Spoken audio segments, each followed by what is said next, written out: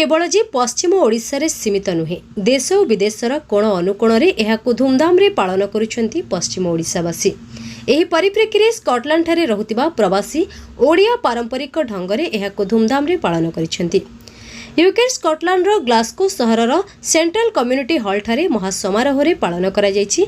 Odisha society of Scotland और जुहार परिवार पक्षरु आयोजित एही कार्यक्रम रे समस्त ओडिया निर्धारित लग्न रे इष्टदेवी समलेईक पाखरे नुआ अन्न खीरीपिठा अर्पण करी सामूहिक नवान्न भक्षण करथिले।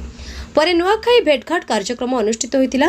नुआखाई पई स्कॉटलैंड ठारे रहुतिबा प्रवासी ओडियांकु केन्द्रापड़ा सांसद वैजयंत पंडा, अभिनेता सब्यसाची मिश्र, कांग्रेस नेता भक्तचरण दास, धर्मगढ़ विधायक सुधीर परजोशी, नवरंगपुर सांसद बलभद्र माझी, हॉकी तारका दिलीप तिर्की, अभिनेता कुना त्रिपाठी प्रमुख वीडियो वार्ता माध्यम अभिनंदन जणाइछंती। ब्यूरो रिपोर्ट, प्रेरणा न्यूज टुडे।